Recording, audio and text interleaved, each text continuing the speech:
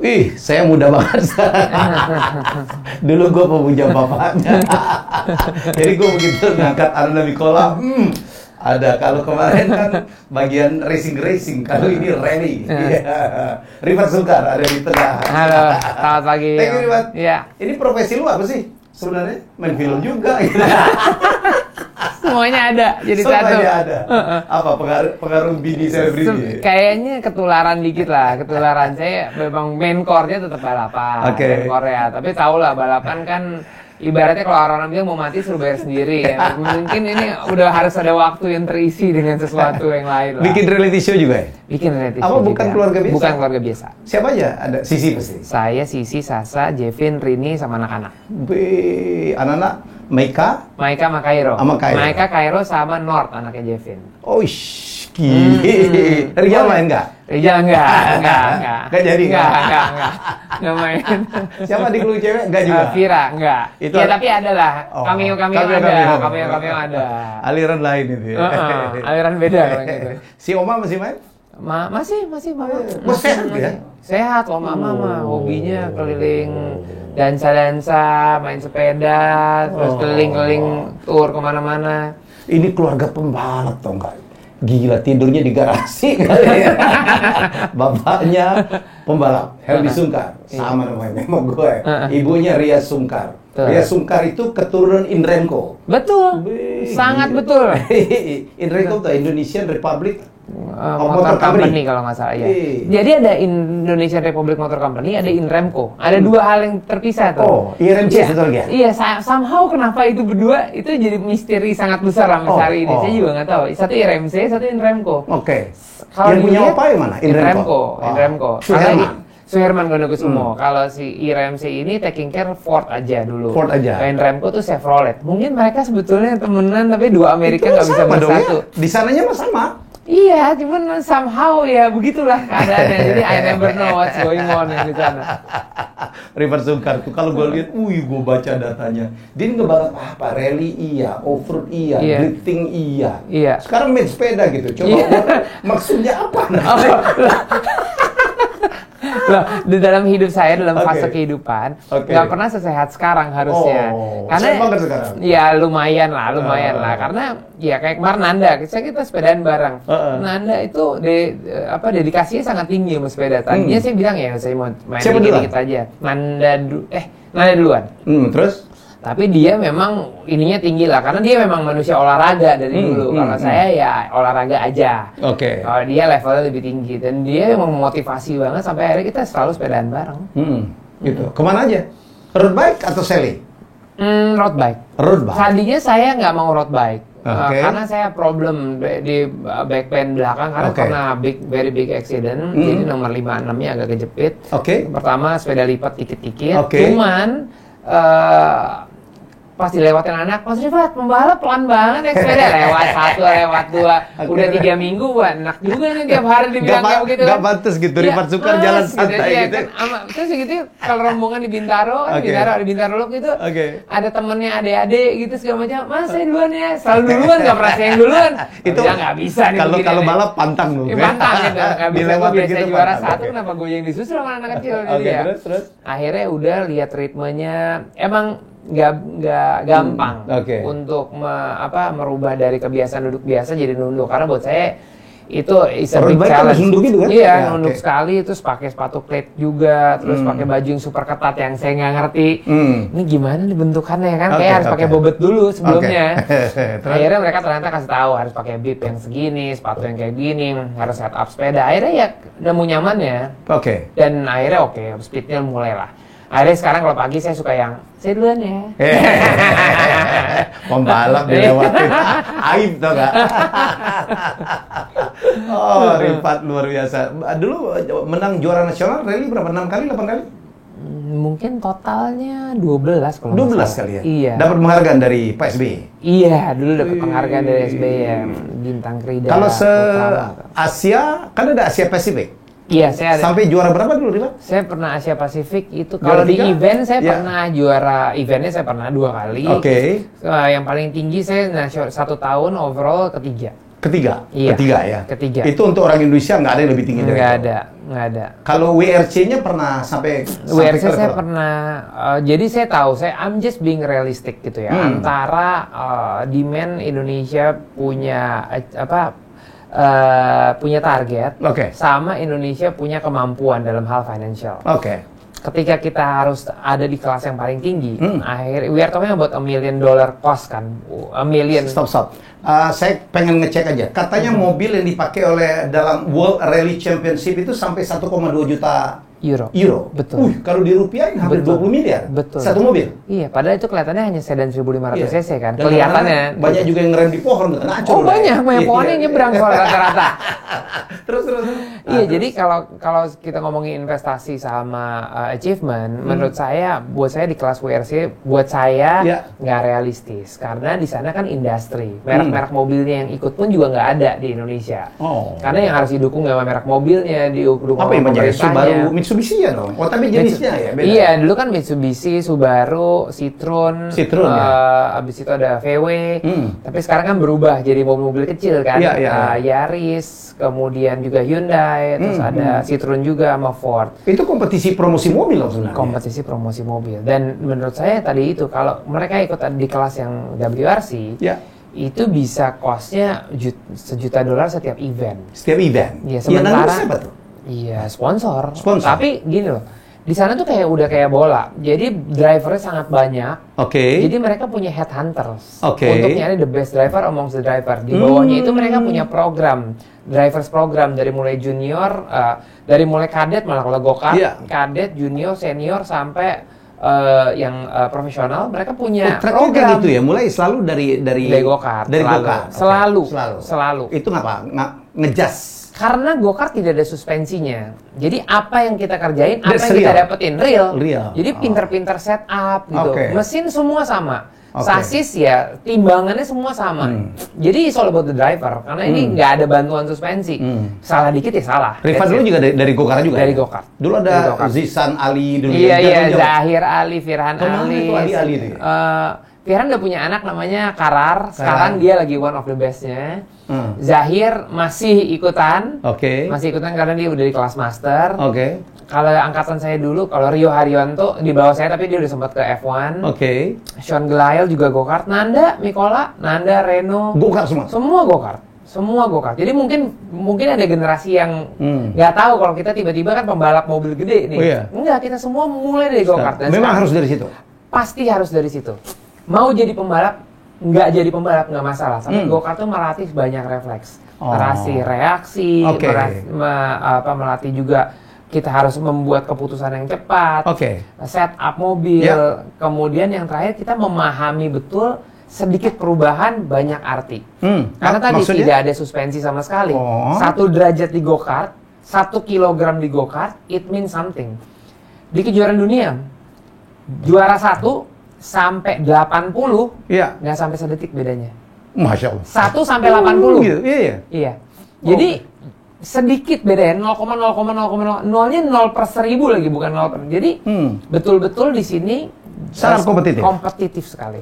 Dan sekarang anak saya mulai saya ajarin untuk. Siapa yang nomor 1? Almaika ya. Almaika. Iya, Maika. Kenapa sih namanya Maika? Saya suka aja nama Maika, tapi waktu dia karena Maika Hakkinen. Enggak juga. Enggak. Senang aja bacanya. Tapi pas dia mau lahir, pas lagi ada Superman Return keluar kan namanya Kal-El. Terus kita bilang kalau Maika namanya mungkin udah banyak yang pakai, tapi kalau El Maika nggak ada. Ya udah, just happens. El Maika, Rifat Sungkar. Yang kedua Cairo. Nama aslinya Cairo. Pas mau bikin akte, pas lahiran, Cairo biasa. Gimana kalau kita tambahin Mi Cairo? Nggak ada yang punya juga. Oke, jadi. Sekarang Money Ace ada toko namanya Cairo dan Nairobi. And Tokyo. Tokyo. Itu paling rambut kotak. Aduh, asik banget ngomong Rifat. Jadi dia nyambung semua. Jadi abis go-kart baru naik ya ke junior. Jadi dari go-kart tuh kalau yang paling kecil namanya baby kart. Baby kart tuh 5 tahunan lah. Tapi di sini nggak ada. Ada kadet. Kadet tuh dari umur 7 sampai umur 12. 7 sampai 9. Di dalam KD itu ada mini dari 9 sampai 12. Oke. Habis itu baru junior, senior whatever lah. Oke. Cuman biasanya ketika mereka udah masuk junior menuju senior, mereka udah bisa memutuskan, mau single seater kah, mau rally kah, mau touring car kah, gitu. Atau mau motor, itu oke juga. Karena terangin dong satu-satu, Pak. Okay. Kalau single seater itu yang tempat duduk satu. Tempat duduk satu. Kayak F1. Iya, F1 itu kan jenjang yang paling tinggi di atas. Sebelumnya ada F2 ya, F3 iya. ya. Okay. Nah, di bawah itu kita mulai dari F4 sekarang. Oh, F4. F3, F2, F1. Tapi orang-orang taunya sekarang tuh F4 atau GP3, GP2, F1. F1. Iya, itu di sana. Jadi kalau untuk single seater semua harus lewat tangga. Harus lewat tangga itu. Karena dari F4 dapat license menuju F3, dari F3 dapat license. Nggak boleh tuh ngucuk-ngucuk langsung ke F2, F1 apalagi. Nggak boleh. Nggak boleh. Karena memang tadi seatnya cuma 22 kan. 22 ke 24. Satu kompetisi ya. Satu kompetisi. Berapa ratus orang yang line up. Iya. Antri untuk ke situ. Betul. Indonesia aja cuma Rio yang berhasil masuk F1 ya. Cuman Rio. Satu-satunya doang yang pernah masuk. Itu pun separuh kompetisi. Iya. Dan karena saking kompetitifnya, jadi ya kalau you're not good enough ya ganti sama orang lain. Di F1 malah pembalapnya harus bayar gara-gara memang rebutan seatnya ya. Jadi kalau di F1 itu selalu kita bilangnya gini, the best 3 teams mereka cari orang. Ya. The next 3 teams itu ada orang datang cari mobil. The last team orang bawa uang, boleh nggak gue nyetir? Tapi tentu tetap punya capability untuk punya super license tadi. Okay. Kalau di rally pakai begitu nggak? Kalau di rally gini, gamenya agak beda. Kalau di rally itu dari mulai orang selesai di go-kart atau nggak lewat go-kart pun, mereka bisa langsung ikut kejuaraan apapun. Iya. Akan tetapi sama aja kayak buang garam ke laut. Nggak ada gunanya kalau kita ikut naik mobil yang paling kencang. That's why kayak di Indonesia, saya bikin jenjang, ada kelasnya F1, F2, F3. F1 tuh front. Jadi bukan Formula One. Tapi front wheel drive 1, front wheel drive 2, front wheel drive 3. Bedain mesinnya 1500, 1600, 2000. Di CC-nya ya? Iya, di CC-nya. Kalau dia suka yang rear wheel drive, persis sama. Rear wheel drive-nya juga ada. CC kecil, CC tengah, CC open. Terus di 4 wheel drive-nya juga begitu. Tapi udah pasti orang nggak bisa tiba-tiba naik 4 wheel drive yang kencang. Karena ya kita perlu skill. Kita bukan perlu mobil 100%. Kita perlu 50%-nya adalah skill kita untuk handling itu mobil. Dan jenjangnya kalau kita mau ikut di local championship, di club event, regional, nasional, sampai Asia Pasifik bahkan dunia, itu bisa aja, boleh-boleh aja. Karena kan itu ada di setiap negara di dunia ini. Cuman yang paling menjadi challenge adalah ketika sebuah kejuaraan internasional datang ke negara kita, kita ready nggak melawan mereka? Karena di negara-negara lain kan kompetisinya kompetitif sekali, maju. Jadi kayak Asia Pasifik ada di Indonesia datang gitu. Pasti kan tim lain datang nih bawa mobil terbaiknya mereka untuk ikut kan. Dulu Medan itu termasuk WRC. WRC dan lintasan terbaik benar ya? Terbaik di dunia. Sampai sekarang Indonesia masih dinanti untuk balik terbaik di WRC. dunia? Iya. Itu kan di tengah-tengah kebun karet itu ya? Kebun karet. Mereka punya satu memori yang nggak bakal dilupain. Dia bilang hanya satu tanah di dunia ini yang hujan lebih licin dari es. Jadi mereka punya ban hanya untuk Indonesia. Khusus. Wow. Mereka bawa ban yang bawa ban yang paku, pakai ban yang es, semua nggak bisa jalan. Jadi Indonesian tire is only developed for Indonesian rally. And that's challenging. Iya, very challenging. Kapan berhenti sih?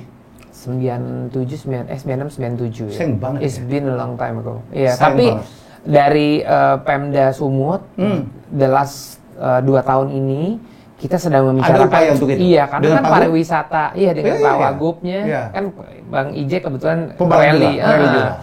Kebetulan Danau Toba ini kan lagi mau diangkat lagi, kemudian pengembangan di Sumatera Utara infrastruktur juga bagus.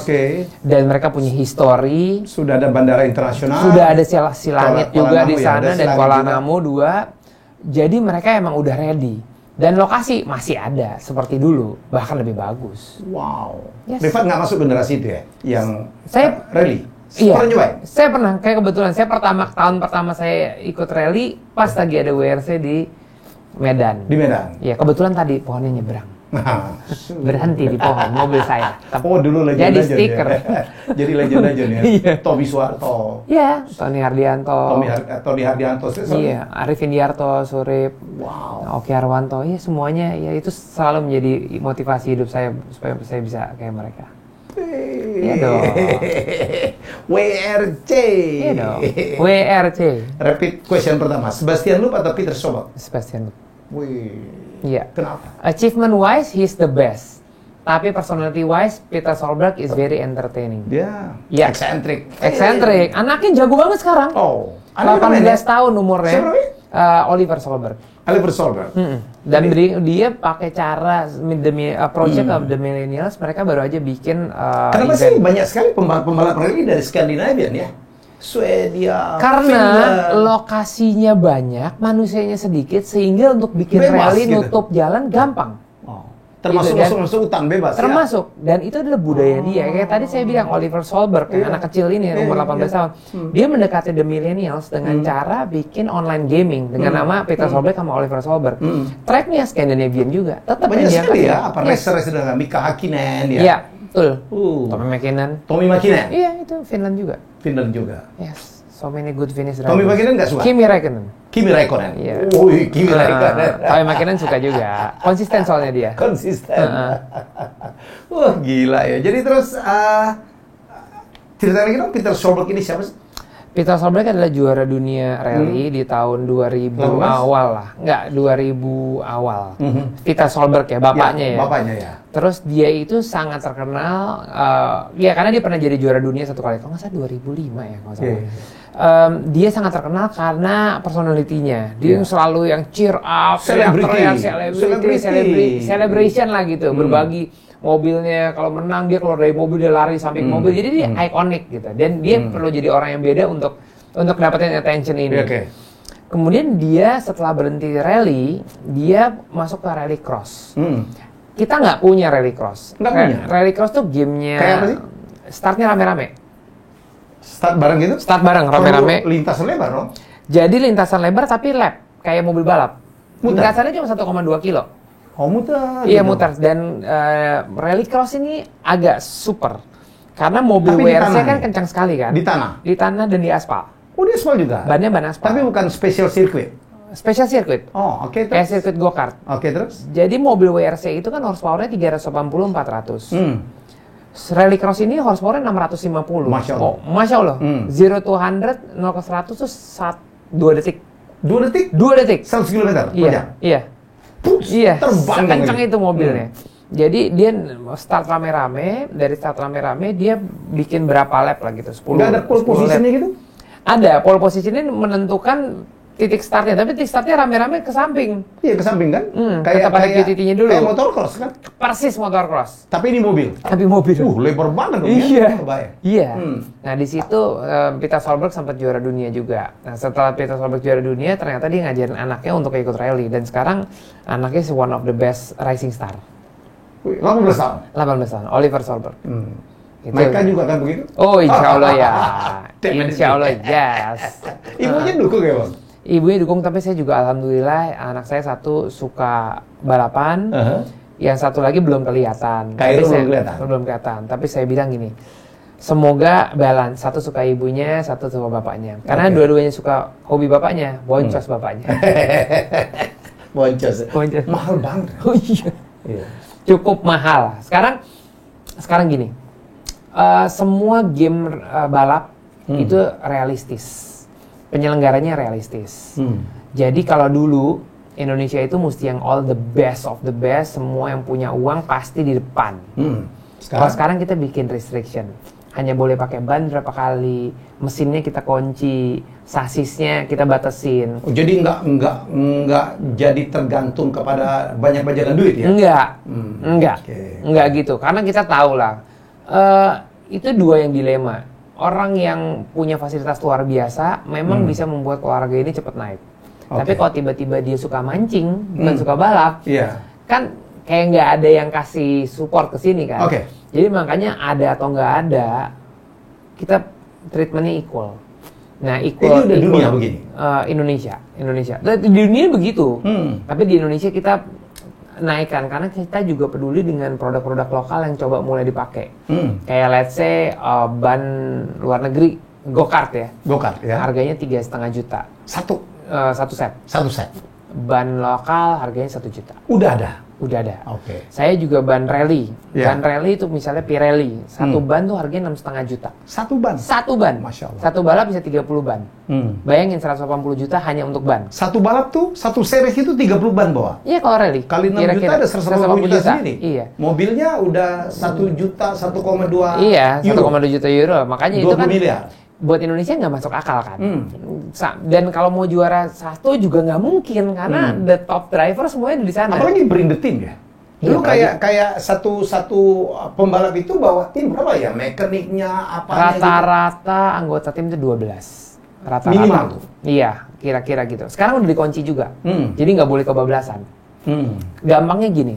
Driver navigator. Yes. 2 ya. Ya. Ban ada 4. Sisi Jok, mobil tuh ada 4. Oke. Satu ban 1. Berarti 6 orangnya. Mesin 1. Mekanik. Iya. Oke. Belakang 1. Belakang ngurusin tuh? gardan. Ngurusin garan itu Iya, sendiri depan. lagi? Iya, karena waktu 20 menit harus kita Maksimalkan. beresin mobil Iya. sampai beres. Oke. Jadi tim mekanik 6, drivernya 2 kan. 8 udah. Ada 8. Tim manajer 1. Oke, Logistik 1. Oke. Kesehatan 1. Oke. Inventory barang 1. 12. 12. Iya. Minimal. Iya. Iya. Belum lagi Karena kalau bawa rantangannya gitu ya. Rantangannya logistik udah bagian Di itu. pembalap ada Iya. rantangannya. Jangan dibahas Supaya- di sini lah. Supaya nggak lapar. Oh, keren. Jadi mahal banget. Mahal. Berapa series biasanya satu rally itu? Kalau Satu- WRC? WRC itu 12. 12. 12 series. 12 series. Tapi untuk kelas yang saya ikutin tuh setengahnya, 6 series dengan 6 series. production car. Oke. Pada saat itu kan grup N kan, ada Evo, ada Subaru. Iya, iya, iya. Ikutnya production series. Karena buat saya sih gini, menjadi juara dunia kalau nggak ada publicity, Iya. nggak ada artinya. Ada artinya. Sementara untuk spending yang benernya satu juta. Makanya 1 juta dukungan euro. pemerintah seperti yang Nanda bilang gitu kan. Iya. Begitu ditaruh brand Indonesia atau nama Indonesia ya. Iya. Itu kan menjadi alat promosi yang luar biasa ya. Dan saya punya pengalaman. Ketika nama Indonesia ada di mobil, Iya. PD-nya beda. Beda ya. Iya. Wah, gue bawa nama negara nih. Iya. Dan honestly speaking, kalau saya ceritain nih, saya pernah menang juara 1 di Asia Pasifik, pernah di kejuaraan dunia pernah. Indonesia Rayanya berkumandang, bener-bener nangis. Nangis lah ya. Honestly saya orang yang nggak pernah nangis. Itu sampai yang hey, nation pride gitu. Lu negara kita tuh nggak ada negara nggak yang dianggap. Tapi begitu kita ada di situ, fasilitas nggak punya, ya kan, industri nggak segitunya, Oke. event jarang. Tapi begitu kita sampai sana, pembalap Indonesia tiba-tiba menang di atas, kita tuh dianggap banget sama orang bahwa ya orang Asia ini juga ada artinya. Saya bilang kok negara saya kalau dijadiin Eropa, bisa jadi di berapa negara? 10 minimal. Iya. Iya kan, kita 260 juta loh. Iya. Belanda isinya Dengan- berapa, UK berapa, Iya, iya, iya. Spain berapa. Iya. Jumlahin aja, orang tuh suka nggak sadar bahwa kita segitu gedenya. Dan nation kita tuh udah waktunya kita ke dunia, bukan dunia iya, datang iya. ke kita. Iya. Tapi memang mahal banget ya. Ya perlu komitmen lah. Kalau negara mau sebenarnya tidak mungkin lah ya. Buat saya mahal boleh asal jangan kemahalan. Maksudnya Iya. gini, Masuk impact-nya akal. itu seberapa gede? Iya, Misalnya iya. we are spending $1 juta gitu Iya. ya. Orang selalu bilang, gila 15 miliar banyak amat. Tunggu dulu, kalau yang nonton 1 miliar orang, 1 Iya. perak doang, 1 kepala. Iya. Murah kan Dan itu jadinya. berhari-hari. Dan itu seminggu. Iya, seminggu kan? Iya kan, jadi Minimal kan ya. cost per head-nya dari Iya, media value dan iya, PR value-nya iya. tinggi. Cost per head itu biaya per kepala yang Iya, nonton per kepala, ya. iya. Biaya promosinya. Ya, Habis biasa. itu mereka datang, mereka Betul. investasi ke Indonesia Ya sekarang naruh 1 iklan di sinetron, cost per head-nya mungkin masih 1.000 perak kali. Iya, iya. Iya kan? Kita industrinya nggak kelihatan aja nih. Makanya kenapa dari sekarang nih saya suka speak up gitu. Semua profesi ada masa depannya. Tergantung bagaimana personalnya bikin packaging tentang dirinya dia mau kemana, mau jadi apa, misinya apa. Peran pemerintah sekarang gimana, Rifat? Honestly, dalam dunia olahraga, saya lagi nggak terlalu banyak bersinggungan dengan mereka dan juga nggak terlalu berharap. bersinggungan atau nggak terlalu berharap? Saya lagi nggak terlalu tidak banyak bersinggungan. Karena apa? Karena sekarang yang sudah setelah ada Asian Games kemarin, Iya. banyak fasilitas yang udah dibangun. Jadi kita lagi dalam honeymoon period lah gitu. Iya. Cuman saya juga agak worry, dalam 2 tahun ke depan, mungkin nih fasilitas-fasilitas yang dibangun nih bisa dirawat atau enggak nih? Kalau nggak dipakai ya? Orang lagi menikmati nih sekarang, tapi kalau nggak dipakai juga bisa bahaya. Terus yang kedua adalah program untuk pembibitan. Kita Jalan. Indonesia punya problem. punya bahwa jalan juga. yang anak mudanya itu usia mudanya terlalu sedikit. Yang berprestasi semua cek banyak cabang olahraga, cek mereka hitungannya udah mulai masuk ke senior semua loh. Next generation-nya ini mau diapain? Sementara kalau demografik Indonesia antara generasi lama sama baru, yang baru bisa 4 kali lebih gede loh. Mesti daripada demografik. Iya, piramidnya harus gini. Nah, yang di bawah ini perlu program. Justru programnya. Kenapa? Apakah anak muda sekarang nggak terlalu kesana ya, nggak terlalu kepengen jadi pembalap? Persis. Padahal di sudah terlalu banyak activity yang bisa mereka lakukan di dunia sekarang. Jadi kita harus begini. Saya ini ikut rally kan. Saya willing to spend 10 hari untuk ikutan rally. Anak sekarang belum tentu. Kalau bisa 2 hari aja pulang deh, gitu. Masih banyak kerjaan. Yang kedua problemnya gini. Memang benar tapi seluruh dunia juga begitu dong. Iya. Gambaran tentang begitu gitu dengan anak muda. Kenapa di luar negeri tidak putus ya? Nah, baru saya mau kasih tahu. Karena kalau tadi kan Mas bilang banyak orang yang suka balapan kan, ya kan. Sekarang gampang deh, trek-trekan di jalan raya aja deh.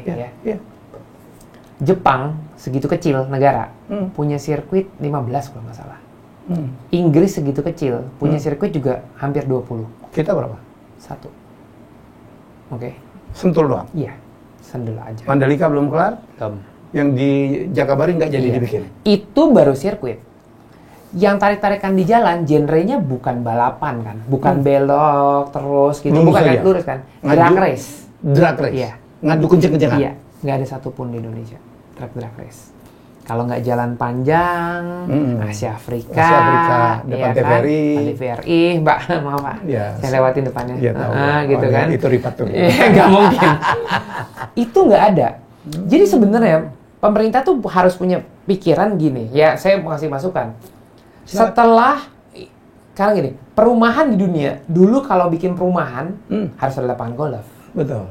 Sekarang di dunia, orang kalau ada perumahan, bikin sirkuit. Kenapa? Karena sirkuit di luar negeri itu jadi family time. Mereka bangun sirkuitnya, mereka bikin fasilitas pendukungnya. Jadi bapaknya sama anak lakinya mainan sirkuit, anak-anaknya yang perempuan sama ibunya bisa menikmati fasilitas lainnya. Dulu kan Ancol bukannya begitu, Ri? Persis. Ancol kan? Itu dia. Iya. Nah sekarang perumahan-perumahan di sana di luar negeri begitu gayanya. Ada amusement parknya, dekat sama pantai, dekat segala macam, itu begitu konsepnya. Kalau yang tadi saya bilang fasilitas olahraga, harusnya setelah sebuah Pemda bikin stadion olahraga, sebelahnya harusnya ada sirkuit. Karena ingat ya, kita membina anak muda.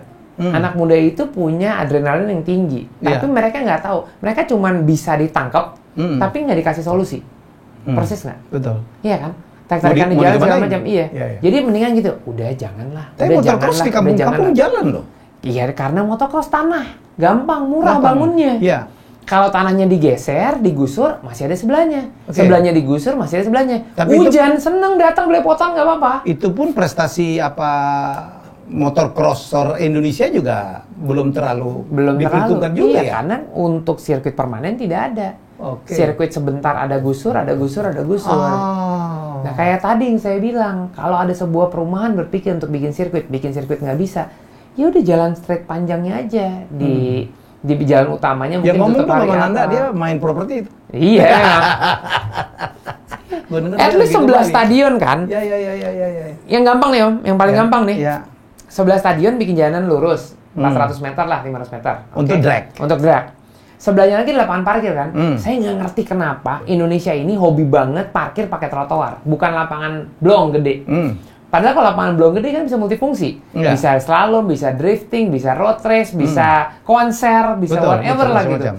Ya itu nggak tahu kenapa, mungkin semakin banyak trotoar yang ditanam, mungkin investasinya ya semakin banyak ya yang dikerjain kali ya. Tapi kalau cuma tanah kotak aja, kerjaan kurang. Jadi ya mungkin itu yang perlu dipikirin juga. Sekarang bisa di-combine loh, bisa untuk nonton drive-in ya. Iya dong. Iya, sekarang kita nggak bisa nonton konser ya.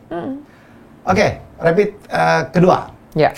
Drifting atau off-road? Waduh. Lo speed off-road ya? Dijebak barusan.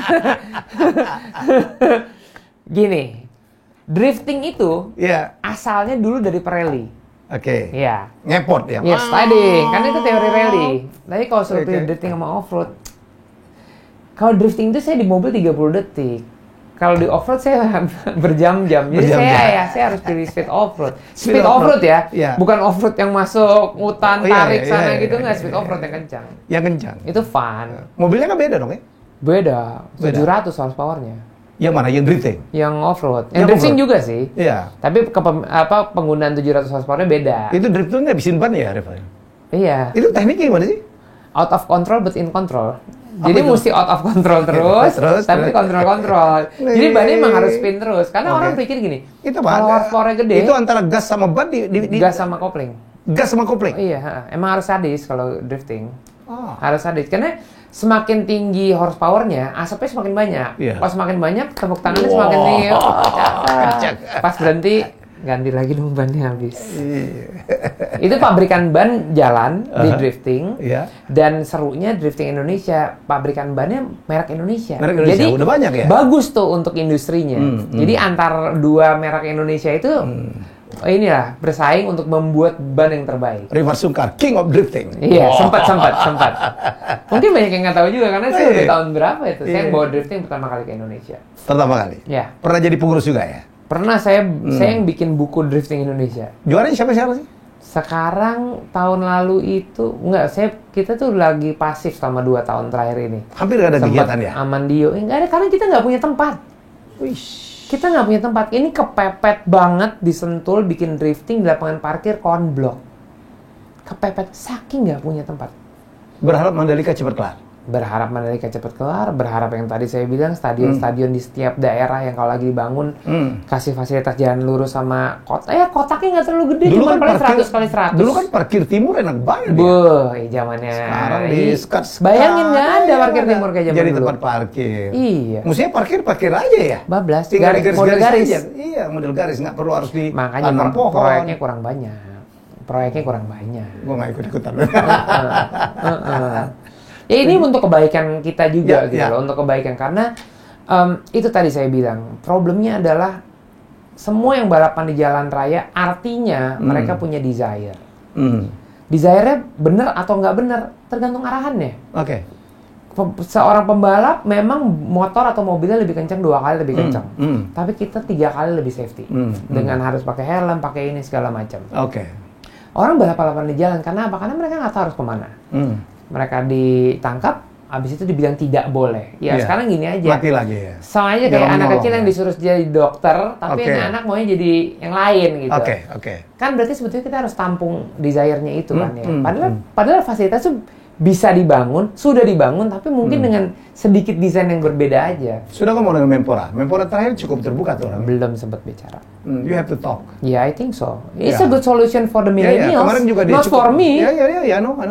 Tapi kalau lu kan ngomong tentang itu kan didengerin gitu maksudnya. Lu ngomong dong. Iya. Sekarang ada lagi e-sport yang tentang driving juga ya. Iya, kebetulan saya juga yang take care di IMI, e-sport. Ya itu solusi. Kita nggak bisa ngapa-ngapain. Lomba tapi kalah dengan anak kecil ya? Jelas. Sampai SMS diketawain. Sampai saya telepon, saya paling telepon gini. Saya udah kalah sama anak umur 17 tahun, main rally, bukan main balap, main rally. Ya. Saya sampai telepon, saya tanya, kamu kalau di Jakarta, kamu bisa datang ke rumah saya nggak? Ajarin saya setting mobil. Pertama itu udah. Terus? Nomor 2 adalah saya tanya, setir kamu mereknya apa? Enggak om, saya masih pakai joystick, mati 2 kali lebih malu gue. Udah cuma pakai joystick, kencangnya minta ampun lagi. Mengalahkan Rifat Sungkar. Iya, dan dia tinggalnya di Malang, 1 jam dari kota Malang, di desa mana gitu. Oh my god. Ada ini kampung. saya nih. Ya, seneng sama sedih jadi satu. Oh iya. Senangnya adalah berarti ada generasi baru. Iya. Sedihnya adalah yang bener aja lu, masa gue dikalahin sama anak umur 15 tahun. Dulu kalau nggak salah ya, partner gua Mas Renhat membawa dulu ada kompetisi yang dulu ada namanya Gran Turismo ya kalau Iyalah, iya. Iya. Gran Turismo atau Gran Torino? Gran Turismo. Jadi juaranya itu berangkat ke sana akademi, untuk mobil beneran gitu. Iya. Dan beberapa dari orang Gran Turismo Academy itu jadi driver profesional, menang di juara dunia.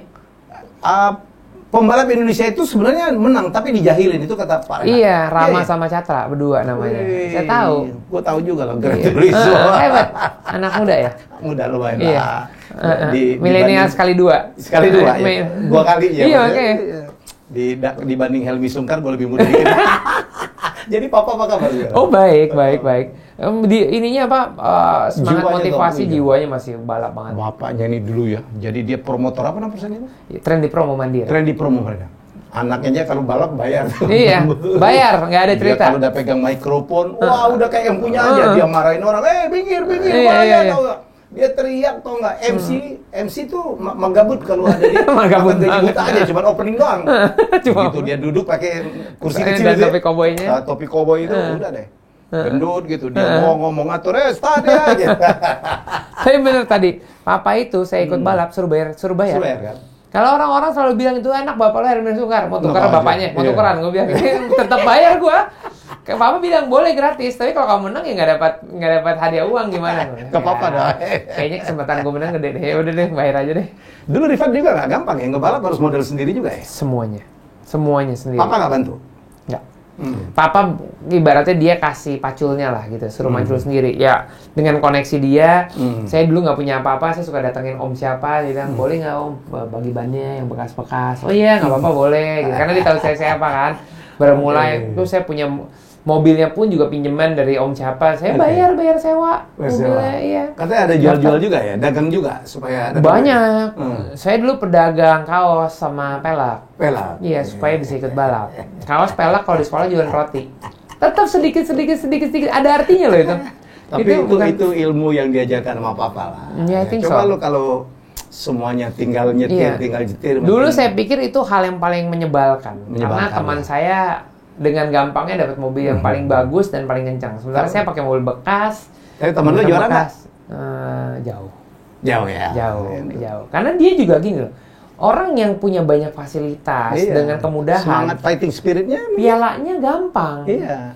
Kalau saya dapetin piala yang kecil aja setengah mati dapetinnya Darah-darah, ya. ya. Karena gue tahu betapa susahnya Iya, untuk iya, ngejar ke iya, sana. iya. Cuman ya itu, ketika dia give up, saya nggak give up. Tapi your papa teach you about the fighting spirit. Sure. Walaupun ngeselin dulu. Oh iya.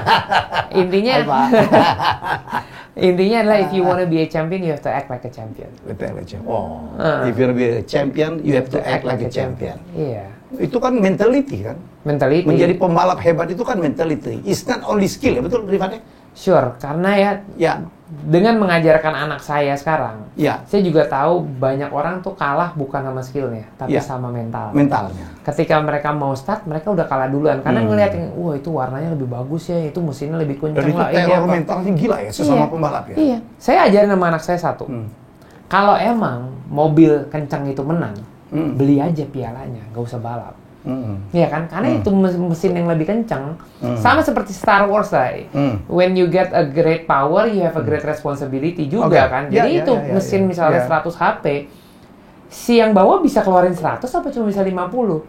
Sementara mesin kamu 70, kamu bisa nyetir 68, berarti kan kamu lebih advance dari dia. Jangan lihat itunya, lu harus fight-nya.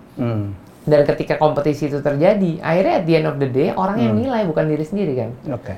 Betapa konsistennya dia di sebuah prestasi. Dan orang kalau Indonesia tuh sukanya drama. Orang menang bagus, orang kalah lebih bagus. Karena ceritanya lebih panjang yang Iya. kalah daripada yang menang. Oke. Dan saya udah bilang gitu, menang kalah, gue menang.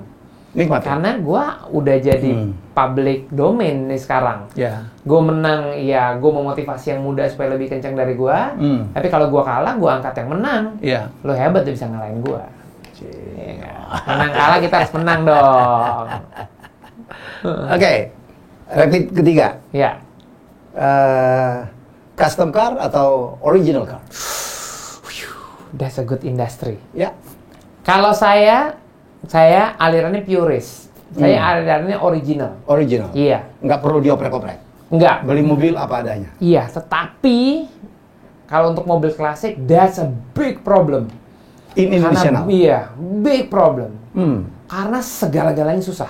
Oke. Segala-galanya susah. Secara, saya dengar aturan pemerintah pun tidak berpihak ya. Iya, saat ini sih sementara iya, tapi Iya. on the way ke tempat yang bagus. Kemennya. Iya. Itu dari Menteri Perhubungan. Perhubungan, perindustrian. Jadi masih ada larangan impor mobil klasik, Iya, jadi gini. ada larangan ekspor. Ada larangan enggak, ekspor enggak. Ekspor enggak. Karena gini, Indonesia di masa lalu itu adalah negara yang salah satu yang terbaik negara terbaik di Asia. Kita kan macan Asia zaman dulu. Iya.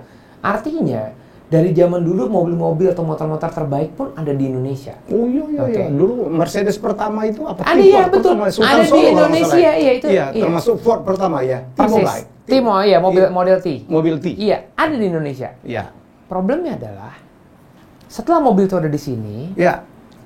spare partnya perlu kan? Hmm. Nah, masukin spare part itu susah. Susah banget. Apalagi yang bekas-bekas, lebih susah Oke. lagi. Sementara gimana kita mau cari yang baru? Orang di sini nggak ada temennya Sudah nggak ada mobilnya. lagi. Ya kan? Kanibal dong selama ini. Betul. Especially sejak tahun 77 kalau nggak salah, larangan import mobil itu kan ada kan?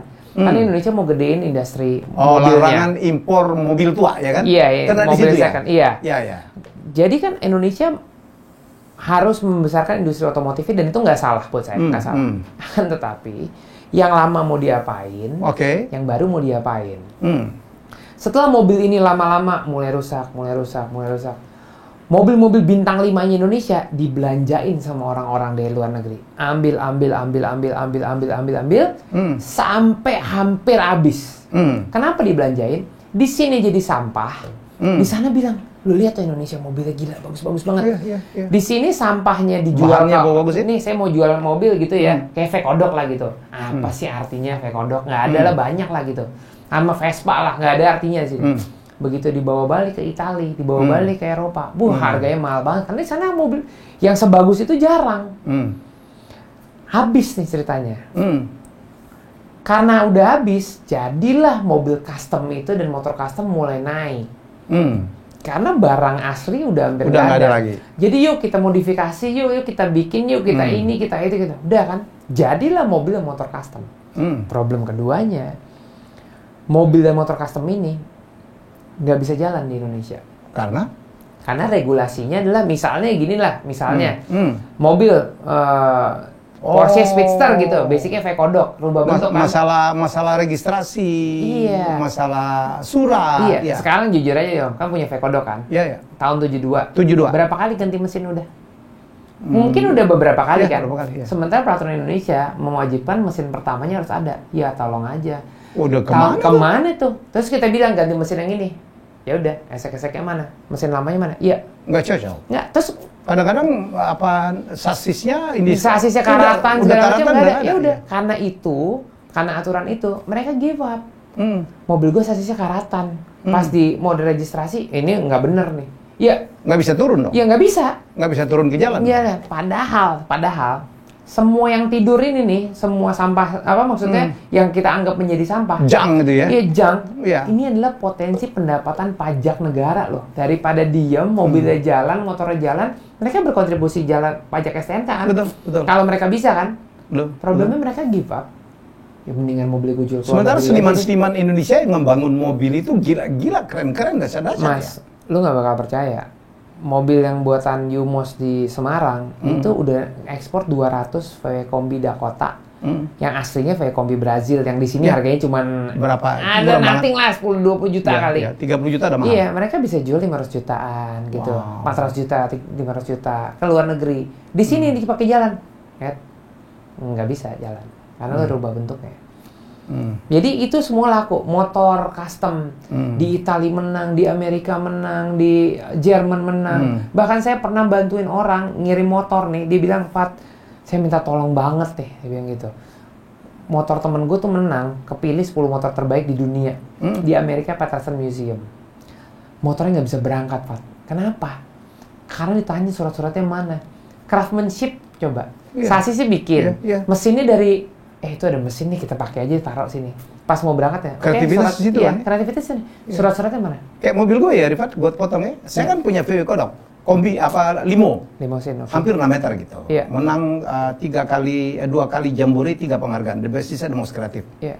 Itu tiga sasis mobil kita gabungin. Iya. Kalau ditanya gitu, gue bingung tuh mau karena itu 3 mobil gue gabungin. Dan nggak semua negara bisa melakukan hal itu. Iya. Karena Indonesia teman-teman dari di Solo dulu, tuh ya. Iya, Indonesia dari dulu bisa bikin Candi Borobudur. Iya kan? Candi Borobudur, saya sampai sempat ngomong di YouTube saya. Kalau Candi Borobudur itu kan adalah cagar budaya Indonesia. Kita juga harus ada cagar budaya otomotif. Saya sedih banget nih, Saya sedih banget. Tahu kan Indonesia pernah punya ada WRC, Ancol hebat. Sentul pernah ada di kejuaraan dunia. Iya. mobilnya semua udah nggak ada. Oh, nah Ewan dulu, ya. Mobilnya semua udah nggak ada. Wow. Nggak ada. Nggak ada. Sejarah Indonesia, otomotif, motorsport, ini mungkin saya belum pernah ngomongin nih. Iya. Motor balap, mobil balap, tahun 70, 80, 90-an. Sisa 10% kali. Nggak ada dulu, pernah denger lah MG Metro, lu Audi Quattro gitu, hebat. Nggak ada, mobil hilang dah. Keluar Dibeliin keluar negeri mobilnya. Di sini nggak dihargai. Habis, kayak di sini nggak dihargain. Nyari surat aja susah. Iya, nggak bisa. Jadi kalau custom itu ada 3 ya? Ada restorasi, iya. terus ada modifikasi. Modifikasi. Kalau Iya. restorasi itu memang dibangun tuh. Dibangun, restorasi, balikin.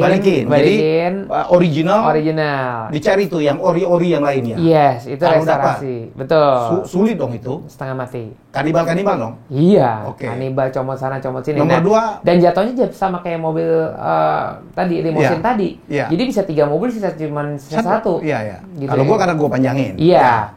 Terus habis itu kedua modifikasi. Modifikasi. Nah, modifikasi ini dibagi-bagi. Dari mobil original mau dimodifikasi. Iya. Nomor 2, mobilnya memang ganti rupa. Iya. Dari V-Kodok jadi Porsche. Ya, misalnya bisa. ya. Mesinnya apa, sasisnya apa. Betul. Ada juga yang ya? mau mobil Amerika, yang truk-truk Amerika, Iya. itu sasisnya L300.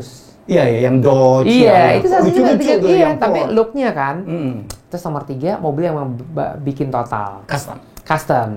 Kayak hot rod. Hot rod. Itu Itu dibangun dia. Iya, dari pipa-pipa Pipa-pipa jadi kayak mobil balap saya. Iya. Itu mobil pipa-pipa sampai jadi mobil. Nah, 3 ini kan semua punya problem yang harus dicari solusinya. Karena ini semua berprestasi. Tapi di jalan mau diapain? Iya, karya. Dan bagus beneran. Dan ini laku dijual ke luar negeri kan? Teman saya bikin Vespa. Iya. Namanya Scooter 99. Dia udah bikin lebih dari 10 tahun. Oke. Ini Vespa tidak layak jalan di Indonesia. Karena tidak ada surat. tidak ada regulasinya. Karena yang bikin Vespanya. Ini Vespa. Kalau emang nggak bagus, nggak mungkin ada di museum Vespa Itali. Museum Vespa Itali mengakui betapa bagusnya Vespa bikinan dia. Ada di sana. Craftsmanship-nya ya? Dipakai di film Hollywood. Ya, dipakai di film Hollywood. Dan dia dijual ratusan ke luar negeri. Di sini nggak bisa jalan. Karena nggak ada surat. Karena nggak ada surat. Ditanya, sasisnya berapa?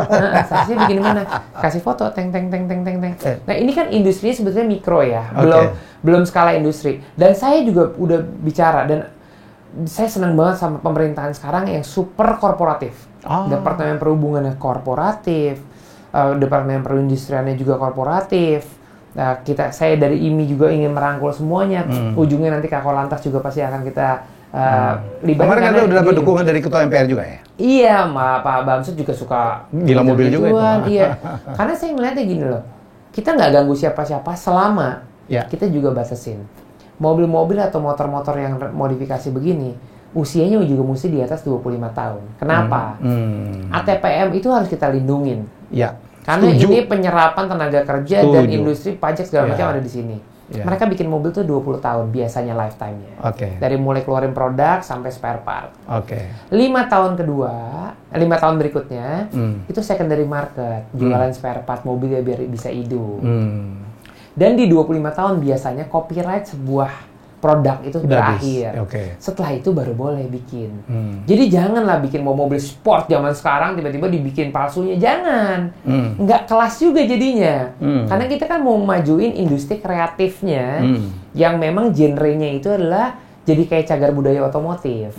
Dan di situ kita akan dilihat dunia hasil karyanya. Karena sekarang industri klasik itu luar biasa banyaknya. Saya sampai punya ide kemarin nih, saya bilang, Pak, sama beberapa menteri yang kemarin saya ajak ngobrol sama Dirjen, gimana gini Pak, Indonesia tuh kehilangan semuanya karena kita buang keluar, tapi kita nggak bisa masukin, ya kan, karena semua hilang karena larang.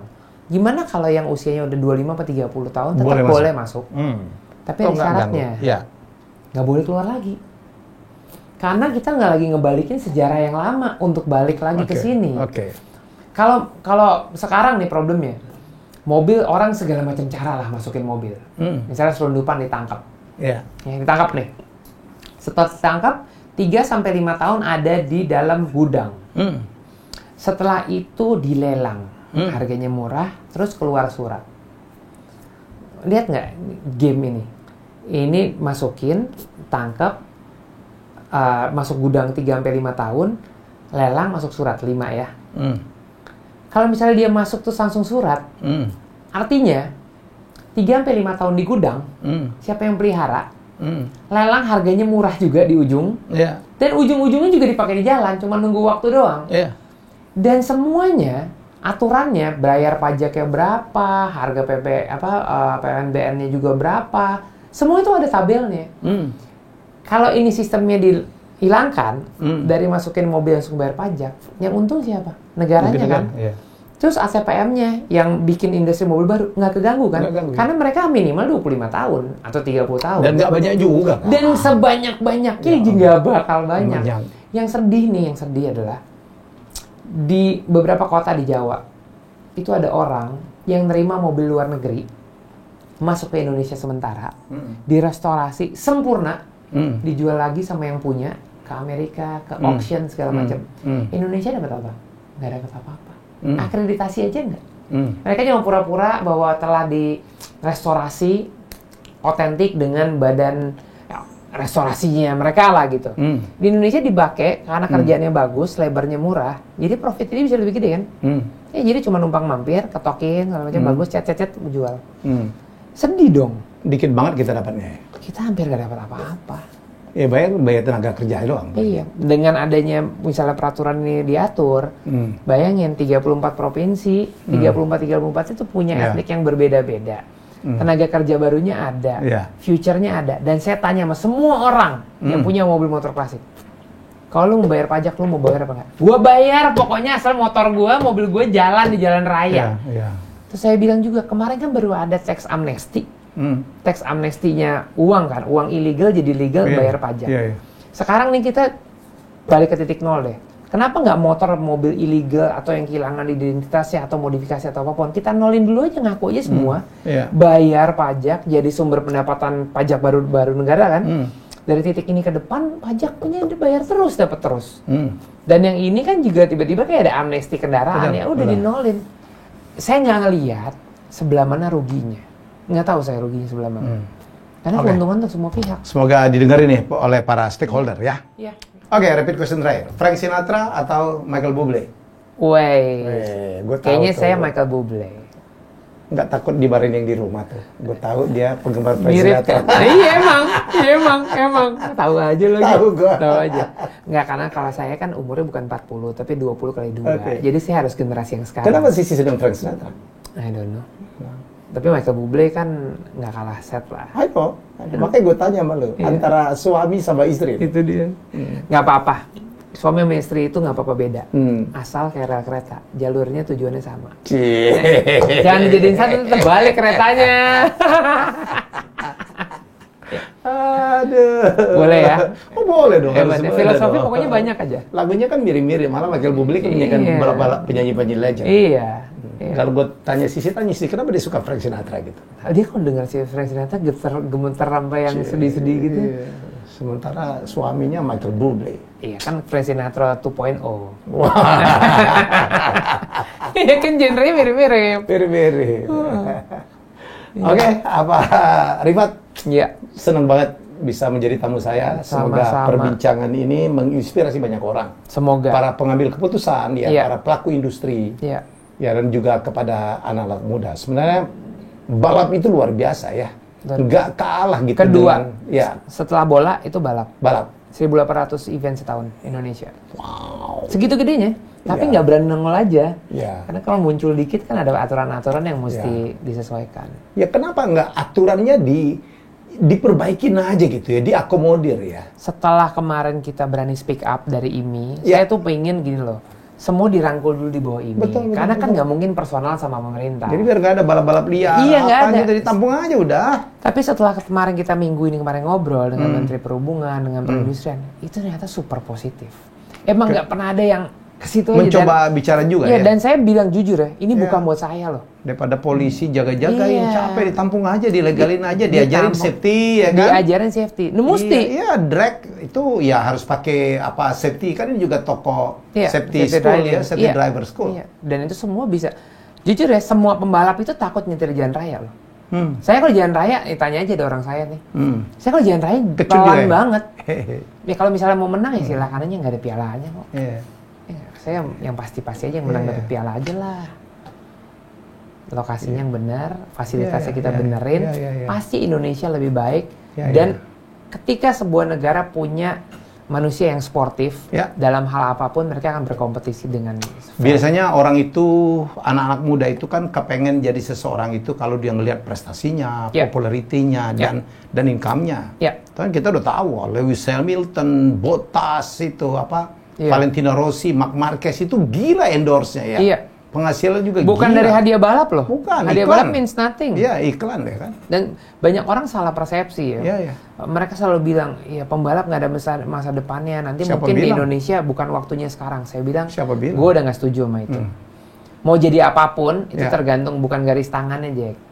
Tapi tangannya bisa ngapain. Oke. Karena Bukan tangannya garis yang tangannya bisa ngapain. Iyalah. Nggak ada hubungan garis tangan sama nasib, nggak ada. Tangannya, kalau garis tangannya bagus tapi diemnya di rumah, emang tangannya nggak dipakai ngapain? iya, datang dari bulan tuh duit, kan enggak kan? Okay.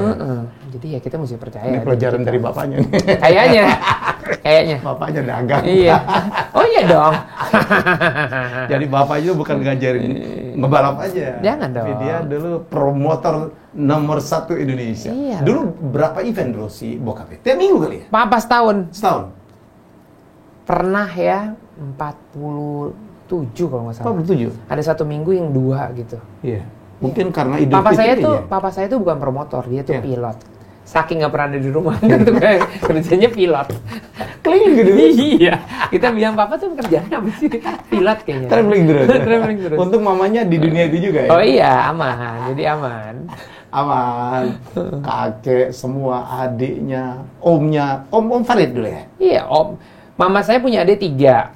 Aldi, Dian, Haris. 3-tiganya juara rally. Oke. Papa saya punya adik 3. Dian Gondokusumo. Haris Gondokusumo, Dian Gondokusumo, Aldi Gondokusumo. 3 tuh. Iya, papa saya 3 adiknya. Satu perempuan, Mila. Tapi Mila itu drivernya suaminya adalah drivernya papa, Kun Mawira. Terus Farid Sungkar, Jamal Sungkar. Semuanya balapan. Jadi kalau saya jadi penyanyi pasti salah. Pasti. Nyanyinya di pit stop. Menghibur pembalap-pembalap yang selamat sampai. Oke, very nice chat. Jadi kita terima kasih Rifat. Sama-sama. Nama anak mudanya Rifato. Iya. Tapi Pak Sungkar kayaknya gimana gitu. Itu anak lama. Anak lama. Lagu lama, packaging baru. Tapi ada Sharon Sungkar juga sekarang. Oh iya. Betul. Iya. Kita jumpa lagi dalam obrolan selanjutnya. Jalan Terus Indonesia.